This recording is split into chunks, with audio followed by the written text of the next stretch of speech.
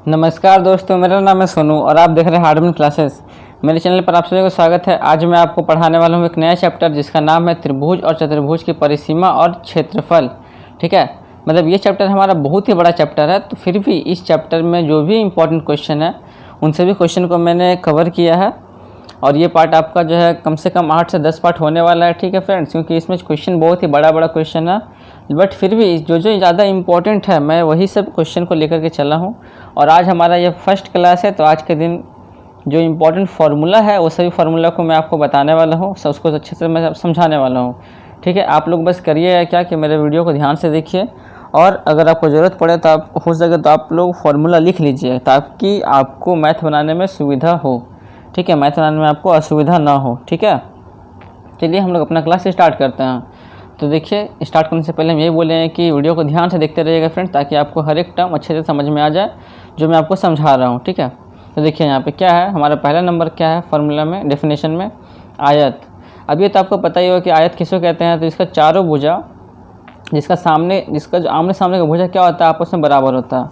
मतलब जिसका वह चारों भुजा, जिसका आमने सामने का जो भुजा है वो आपस में बराबर होता है। जैसे ये दोनों आपस में बराबर है और इसका ये दोनों आपस में बराबर है, तो वह क्या बोला कि चार भुजाओं से घिरा वह क्षेत्र जिसके आमने सामने की भुजाएं बराबर होती है और समानांतर होती है, और प्रत्येक कोण 90 डिग्री का होता है। मतलब देखिए यहाँ पे ये भी हमारा एक 90 डिग्री का हो गया, अगर हम यहाँ से देखें तो ये भी हमारा एक 90 डिग्री का हो गया, और एक यहाँ से भी हमारा 90 डिग्री, और यहाँ से भी एक हमारा क्या 90 डिग्री का हो जाएगा। तो इस प्रकार से होता है, तो उससे हम लोग क्या कहते हैं, तो उससे हम लोग आयत कहते हैं। अब ये तो आप लोगों ने देखा भी होगा कि आयत में हमारा दो भाग होता है, एक होता है लंबाई और एक होता है चौड़ाई। तो देखिए ये अगर हम इसका एक टर्म को अगर पकड़ के चलते हैं तो मान लेते हैं कि ये मेरा लंबाई है और ये मेरा चौड़ाई है, क्योंकि देखिए जो चीज़ यहाँ पर है वही चीज़ यहाँ पर भी होगा। ये भी हमारा लंबाई, ये भी हमारा चौड़ाई हो जाएगा, क्योंकि समानांतर होता है आमने सामने का भुजा। आपको मैंने अभी बताया, जब ये लंबाई हो गया, ये चौड़ाई हो गया, तो यहाँ पर क्या समझ में आ रहा। अब यहाँ से हम बीच से एक लाइन खींचते हैं, जिसको हम लोग क्या कहते हैं, उसको हम लोग कहते हैं विकर्ण। इसको क्या कहते हैं, इसको हम लोग कहते हैं विकर्ण। तो ये विकर्ण निकालेंगे कैसे, तो विकर्ण हम लोग निकाल देते हैं किस प्रकार से, अंडर रूट लंब का स्क्वायर प्लस चौड़ाई का स्क्वायर, मतलब लंबाई स्क्वायर प्लस चौड़ाई स्क्वायर। अब एक चीज़ आप थोड़ा ये भी देखिए फ्रेंड्स ध्यान से कि ये हमारा एक आयत है, इस आयत को अगर हम 20 से आधा काट दें तो हमारा तो ये क्या बन जाएगा, एक हमारा बन जाएगा समकोण त्रिभुज। देखिए ध्यान से बन रहा ना।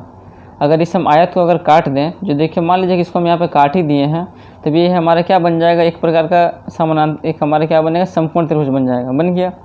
अब समकोण त्रिभुज में ये अगर लंबाई है, ये अगर चौड़ाई है, तो ये क्या होता है, ये हमेशा वही होता है ना कि इसका स्क्वायर प्लस इसका स्क्वायर, बस वही चीज़ तो यहाँ पे होता है हमारा, वही मैंने आपको करके दिखा दिया। और वहीं से देखिए ये आया है फार्मूला कि अंडर रूट लंबाई का स्क्वायर प्लस चौड़ाई का स्क्वायर। ठीक है, नेक्स्ट बढ़ते हैं, क्या हमारा वर्ग में आता है। तो वर्ग में देखिए क्या बोला जा रहा, स्क्वायर में कि चारों भुजा से घिरा वह क्षेत्र जिसके चारों भुजाएं बराबर होती है और प्रत्येक कोण समकोण होता है। तो इसमें कोई कहना ही नहीं है, इसका चारों भुजा बराबर होता है। इसमें आप अगर ये लेंगे, आप जो भी लीजिए आपको चारों भुजा बराबर मिलेगा। और ये इसको भी अगर हम लोग बनाते हैं तो इसको भी अगर सॉल्व करेंगे तो देखिए इसका भी हमारा क्या आएगा, विकर्ण, इसका आएगा 2 रूट है। किस प्रकार से, तो देखिए इसको भी अगर हम लोग 20 से अगर कट करते हैं इस प्रकार से, तो देखिए हमारे तो चारों तो ए ही है ना, यानी कि ये भी हमारा ए हो जाएगा, ये भी ए हो जाएगा, और ये तो इसका क्या होता है, ये इसका कर्ण होता है, और इस कर्ण को ही विकर्ण बोला गया इसमें। ठीक है, अब ये कैसे निकलता है, तो ये निकलता है हमारा आधार का स्क्वायर प्लस ये होता है लंब का स्क्वायर, दोनों को जोड़ दिए हैं यहाँ पे अंडर रूट, तो क्या हो जाएगा, ये हो जाएगा हमारा अंडर रूट 2a स्क्वायर। ठीक है, अब यहाँ पे जो a स्क्वायर है तो ये तो हमारा 2 बार है, तो a निकल गया, अब 2 तो हमारा एक ही तो दिया है ना, तो ये हमारा √2 हो जाएगा।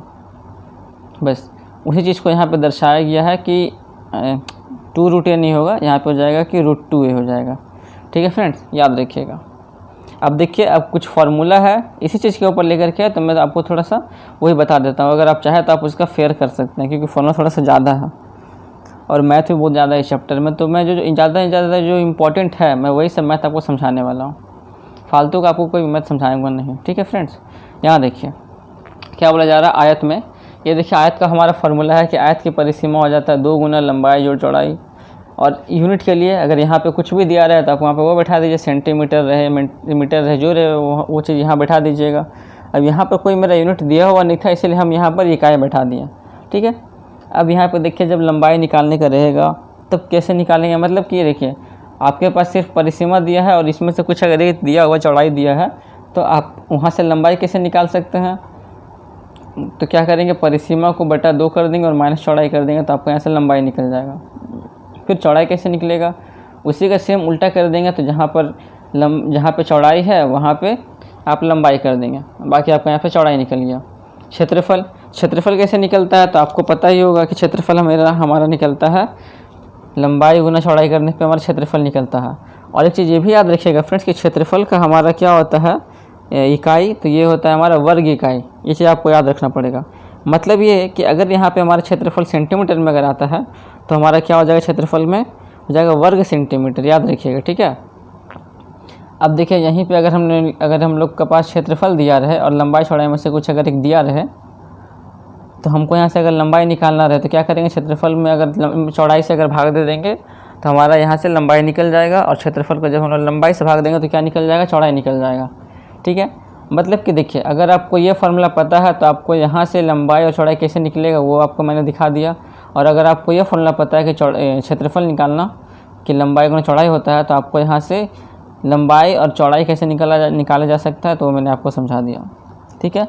अब चलते हैं एक और इसका जो है कि विकर्ण का जब इसका एक है कि विकर्ण की लंबाई निकालना हो, देखिए यही है कि अंडर रूट लंबाई का स्क्वायर प्लस चौड़ाई का स्क्वायर।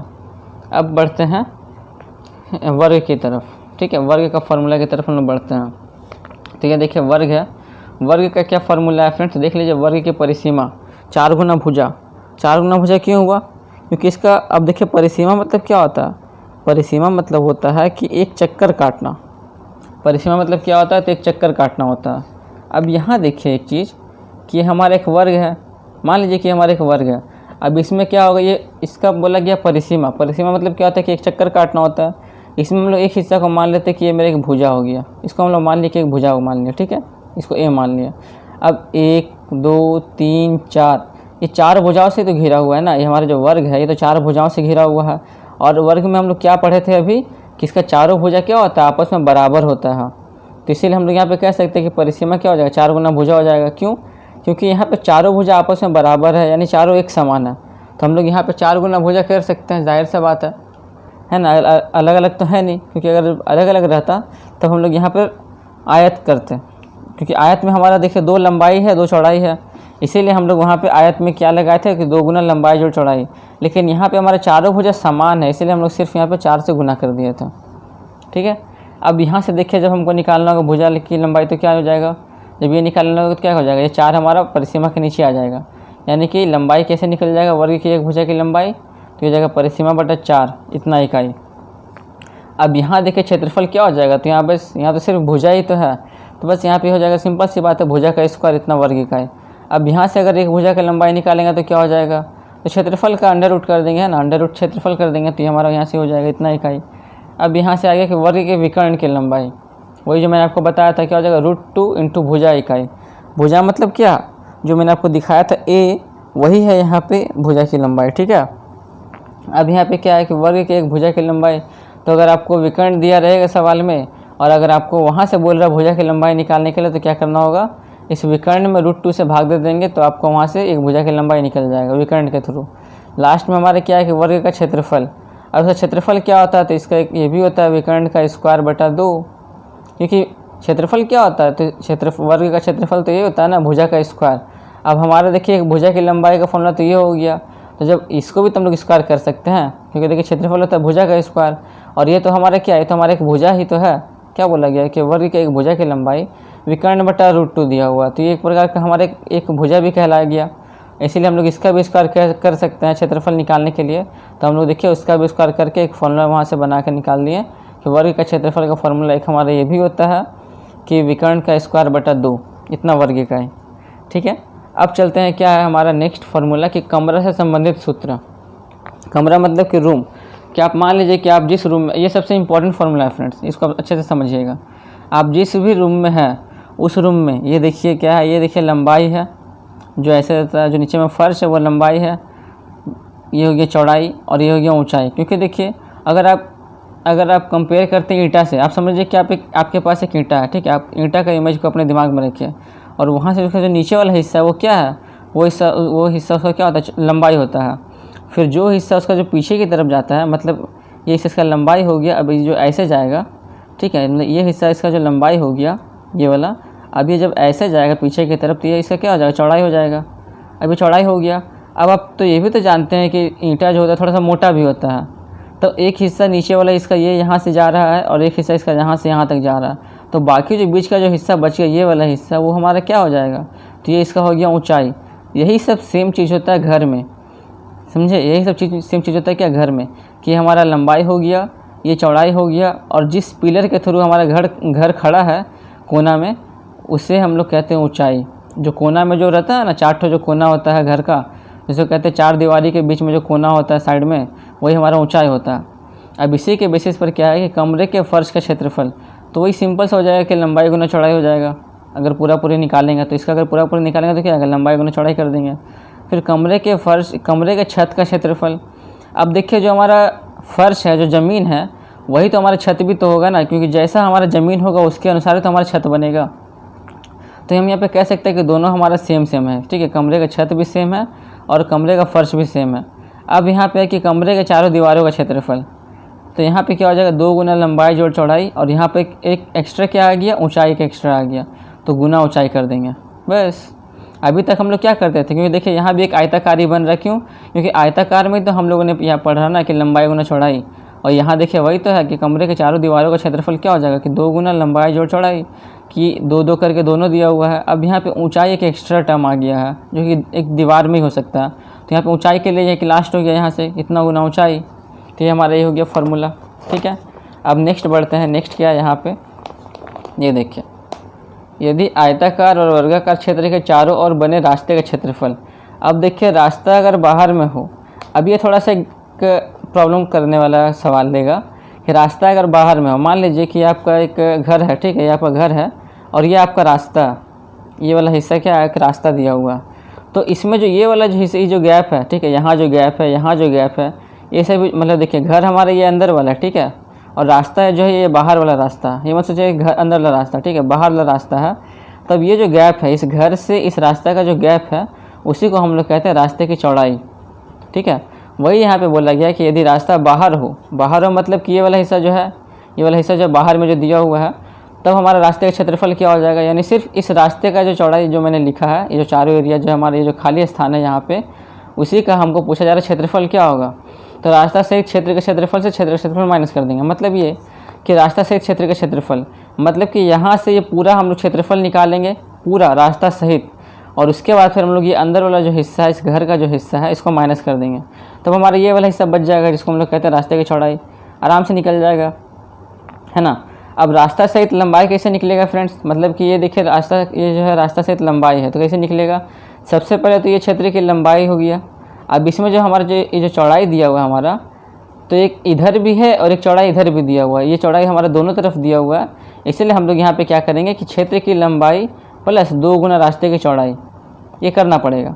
अब अगर चौड़ाई का भी बात करें तो ये भी देखिए सेम है कि क्षेत्र का ये चौड़ाई हो गया, ये वाला हिस्सा चौड़ाई हो गया हमारा, और ये तो दोनों तरफ चौड़ाई है ना, इसका एक इधर भी है और एक इधर भी है, इसलिए हम लोग यहाँ भी मूव करना पड़ेगा कि 2 गुना रास्ते की चौड़ाई। आई होप कि आपको ये अच्छे से समझ में आ गया होगा। अब यही देखिए सेम चीज़ है, क्या बोला जा रहा है कि यदि रास्ता भीतर में हो, अब यदि रास्ता भीतर में मतलब कि अब ये वाला हिस्सा भीतर आ गया और ये वाला हिस्सा बाहर चला गया, तो वही सब कुछ सेम फार्मूला है, बस यहाँ पे क्या हो जाएगा, माइनस हो जाएगा। देख लीजिए यहाँ पे सिर्फ माइनस हो जाएगा कि माइनस इतना, देख लीजिए इस प्रकार से। यहाँ पे रास्ता हमारा भीतर में है और जो घर है वो हमारा बाहर में बना हुआ है, तब यहाँ तो माइनस ही करना पड़ेगा, जाहिर सा बात है। अब चलते हैं त्रिभुज का फॉर्मूला की तरफ। तो ये देखिए यहाँ पे हम लोग का त्रिभुज का फॉर्मूला स्टार्ट होता है। एक मिनट मैं आपको ऐसे दिखाता हूँ।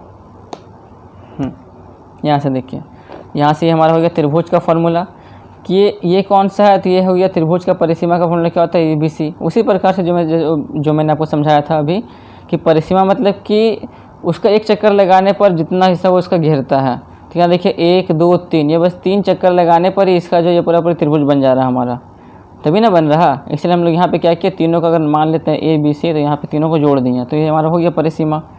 अब अर्ध परिसीमा क्या होता है, तो सिंपल सी बात है, इस परिसीमा का आप आधा कर दीजिए, आपका अर्ध परिसीमा हो जाएगा, है ना। उसके बाद फिर लास्ट में क्या है कि त्रिभुज का क्षेत्रफल। तो ये देखिए चीज़ याद रखिएगा कि यदि त्रिभुज का तीनों भुजा अगर अलग अलग दिया हुआ है, तब उस हिसाब से इसका क्षेत्रफल ये हो जाता है कि √S यानी कि अर्ध परिसीमा into S - A into S - B into S - A इतना वर्ग इकाई। ऐसे अगर त्रिभुज का क्षेत्र देखिए, ये हमारे एक प्रकार से ये भी कह सकते हैं कि ये हमारा क्या है, विषम बाहु त्रिभुज का क्षेत्रफल है। विषम बाहु मतलब कि जिसका तीनों भुजा अलग अलग होता है। अगर यहाँ पे आते हैं त्रिभुज का क्षेत्रफल में, तो ये हमारा समबाहु बोलिए या फिर इसको आप समकोण बोलिए या फिर ये सब चीज़ का ये फॉर्मूला है, ठीक है। त्रिभुज का जो मेन जनरल फार्मूला है वो हमारा यही है। क्या होता है इसका मान, हाफ इंटू आधार गुना ऊंचाई होता है, ठीक है। अब समबाहु त्रिभुज का ऊंचाई का फॉर्मूला क्या होता है, तो √3/2 गुना भुजा, और समबाहु त्रिभुज का क्षेत्रफल क्या होता है, तो √3/4 इंटू भुजा का स्क्वायर। अब देखिए समद्विबाहु त्रिभुज, समद्विबाहु त्रिभुज वो जिसका दो भुजा आपस में बराबर होता है और एक भुजा अलग होता है। तो ये देखिए ये बता दिया गया है कि क्या होता है इसका ऊंचाई का फॉर्मूला, √b² - a²/4, जहाँ पर b क्या है, तो b है बराबर भुजा की लंबाई, और a क्या है, तो a उसका आधार यानी बेस है। अब उसी का अगर हम लोग क्षेत्रफल निकालें तो क्या हो जाएगा, तो ये हो जाएगा वही same, half into a into √b² - a²/4। अब यहाँ से देखिए समकोण त्रिभुज का कर्ण की लंबाई क्या हो जाएगा, तो यही हो जाएगा ना, ये जो कर्ण है क्या हो जाएगा कि √ लंब का स्क्वायर प्लस आधार का स्क्वायर। अब समकोण त्रिभुज का अगर क्षेत्रफल निकाले तो देखिए वही आ गया कि हाफ इंटू आधार गुना ऊंचाई। अब लास्ट में क्या, ये सबसे इंपॉर्टेंट है कि त्रिभुज के किसी भुजा पर खींचे गए लंब की लंबाई क्या हो जाएगा, तो त्रिभुज का क्षेत्रफल बटा में जिस भुजा पर लंब हो उसकी लंबाई, ठीक है। तो आपको बस इतना फॉर्मूला आपको याद रखना है फ्रेंड्स, इसको आप अच्छे से फेयर कर लीजिएगा, ठीक है, ताकि आपको कल से जो मैं आपको जो इंपॉर्टेंट सवाल जो आपको बताने वाला हूँ वो आपको बहुत ही अच्छे से क्लियर हो पाएगा, ठीक है फ्रेंड्स। तो ये हमारा आज का पार्ट 1 था। आई होप कि आपको हर एक फॉर्मूला अच्छे से समझ में आ गए होंगे। यदि आपको फिर भी डाउट रहता है तो आप मुझे कमेंट कीजिए, मैं आपको फिर से समझा दूंगा। और एक बात फ्रेंड्स, आप यहाँ पे ये मत सोचिए कि मैं आपके बुक्स का पूरा सॉल्यूशन नहीं करवा रहा हूँ। तो मैं एक बात आपको बता देना चाहता हूँ कि मैं आप ही का बुक्स का जो सॉल्यूशन करवा रहा हूँ उसमें जो जो इंपॉर्टेंट क्वेश्चन है, जो मोस्ट इंपॉर्टेंट क्वेश्चन है, मैं सिर्फ वही सब क्वेश्चन को लेकर के आया हूँ अपने वीडियो में, ठीक है। तो आप वहाँ पर मेरे वीडियो को अगर ध्यान से देखते हो, हर एक पार्ट को अगर अच्छे से देखते हो, तो आपका हर एक चीज़ अच्छे से क्लियर हो जाएगा। और फिर भी अगर आपको डाउट होता है तो आप मुझे कमेंट कीजिएगा, तो फिर मैं और उपाय अच्छे से लगा करके उसका आपका जो है प्रॉब्लम होगा उसको समाधान करने का मैं कोशिश करूँगा, ठीक है। अब मैं रखता हूँ, अब मैं आपको मिलता हूँ कल एक नई वीडियो के साथ।